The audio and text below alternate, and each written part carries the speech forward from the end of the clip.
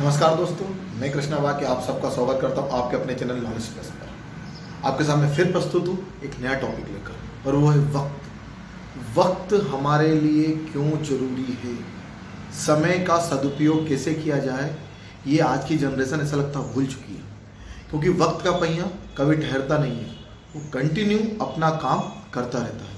पर जिन लोगों ने जीवन में वक्त समय की कदर करी है, उन्हें आगे बढ़ने से, सफल होने से कोई नहीं रोक सकता। जीवन में कई बार क्या होता है कि हम हमारे पास्ट को लेकर बैठे रहते हैं, मतलब भूतकाल को लेकर बैठे रहते हैं कि मैंने भूतकाल में पास्ट में गलतियां कर दी थी, अब मैं क्या करूं। पास्ट कहीं ना कहीं आपका क्या था, वर्तमान था, और यही वर्तमान आगे जाके क्या बन जाएगा, आपका भूतकाल। और जो भविष्य आप देख रहे हैं वो आगे जाके क्या बन जाएगा, आपका वर्तमान काल बन जाएगा। तो हम तीनों की बात करते हैं, भूतकाल, वर्तमान काल और भविष्य काल का। ये तीनों एक दूसरे से लिंकअप है। यदि हम आज अपने वर्तमान पर काम करेंगे ना, तो हमारा भविष्य अपने आप संवर जाएगा। हम क्या करते हैं, समय बर्बाद करते हैं सोच सोच कर, और सोचने के बाद भी सही डिसीजन पर कभी नहीं पहुंच पाते हैं। जीवन में जो भी पीछे छूट चुका है उसको सबसे पहले भूलना सीखिए और आगे बढ़ना सीखिए। यदि हम बार बार जो भूतकाल में हम कर चुके हैं उन गलतियों को बार बार याद करेंगे तो जीवन में आगे कभी नहीं बढ़ पाएंगे, क्योंकि वो गलतियां हमें बार बार पीछे की तरफ खींचती है और हमको क्या करती है, डिस्करेज करती है, हमें पीछे की ओर ले जाने के लिए मजबूर करती है। उसके बाद में हम सबसे ज़्यादा हमारा समय की बर्बादी सोचने में व्यर्थ कर देते हैं। करना कुछ नहीं है, सोचना है बस, प्लानिंग बनाते रहना है। प्लानिंग को इम्प्लीमेंट कब करोगे, क्योंकि हमेशा यही डर रहता है कि यदि मैंने ये काम करा तो वो ना हो जाए, यदि मैंने बिजनेस शुरू करा तो कहीं वो फेल ना हो जाए, कहीं मैंने इस कंपनी में नौकरी करी और आगे जाके इस कंपनी ने मुझे नौकरी से निकाल दिया तो मैं आगे क्या करूँगा। तो इतनी सारी चीज़ों के बीच में हम डिसीजन ही नहीं ले पाते हैं कि हमें करना क्या है। एक स्टूडेंट है जो तैयारी कर रहा है एग्ज़ामों की अलग अलग तरीके से, आईएएस की, यूपीएससी की, गवर्नमेंट एग्ज़ाम की, और वो बार बार फेल होता है। पर वो कभी यह देखना नहीं चाहता है कि मैं इन एग्ज़ामों में फेल क्यों हो रहा हूँ। वो हमेशा ईश्वर को या अपने भाग्य को कोसता है। ये जो समय हम लोग निकाल रहे हैं ना, इस समय को आपने सही तरीके से यूटिलाइज ही नहीं कर पाए। भाग्य का काम सबसे आखिरी में आता है, जब कोशिश पूरी हो चुकी हो, सब कुछ कंप्लीट हो, 100% पैकेज बन चुका हो, उसके बाद आप उस भाग्य को यदि दोष देते हैं तो गलत नहीं है, क्योंकि भाग्य में लिखा बदल नहीं सकता है। पर भाग्य किसी को पता है कि आगे क्या होने वाला है। जीवन आपको आगे ले जाकर किस पड़ाव में खड़ा करेगा ये आपको नहीं पता है। इसका मतलब यह है कि हम कोशिश करना छोड़ दें, बस भाग्य के भरोसे बैठे रहें कि भाग्य अपने आप आएगा और हमें उठाकर उस रास्ते पर ले जाएगा। कभी ऐसा नहीं होने वाला है। भाग्य आपसे काम करवाएगा, और आप यदि काम नहीं करोगे और उसके बाद भाग्य को दोष दोगे तो वो सबसे बड़ी गलती किसकी है, आपकी है। कभी भी भूतकाल, वर्तमान काल और भविष्य के जो सुनहरे सपने हैं उसमें मत खोए रहिए।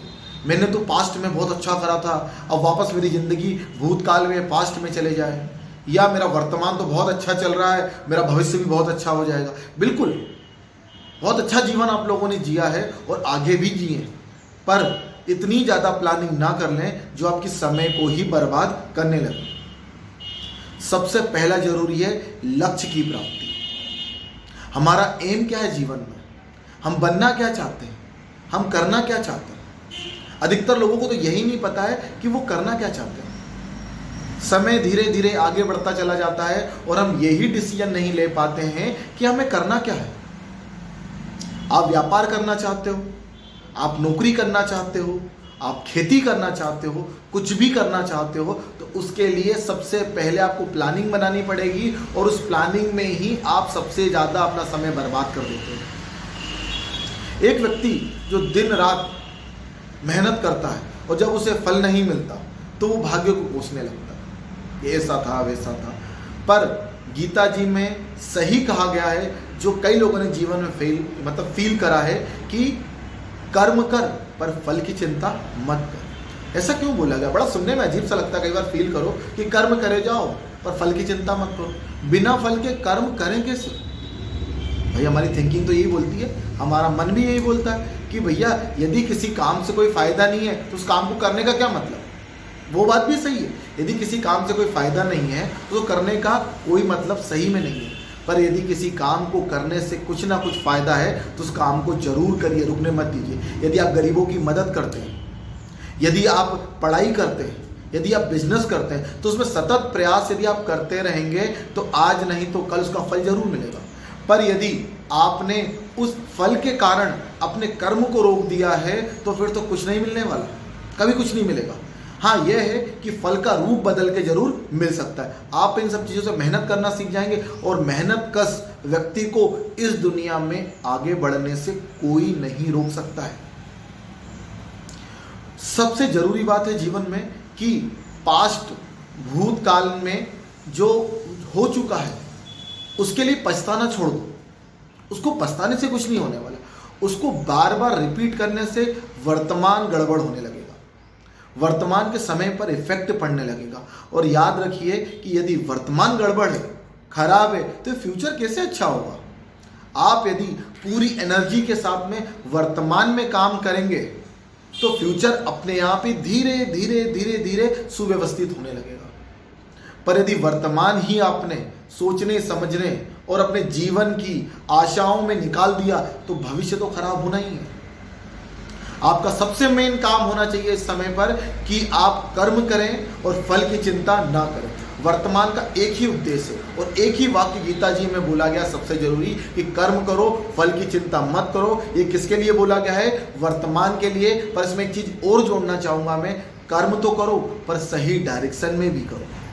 हम कर्म करते जरूर हैं, हमारा डायरेक्शन गलत होता है और उस डायरेक्शन के कारण हमें कई सारी चीजें जो मिल जानी चाहिए थी समय से पूर्व, वो समय के बाद भी नहीं मिल पाती है। तो आप जो कीजिए सोच समझकर तो कीजिए, पर सोचने समझने में इतना वक्त भी ना ले लो कि हमारा आगे का जो समय है वो बर्बाद हो जाए।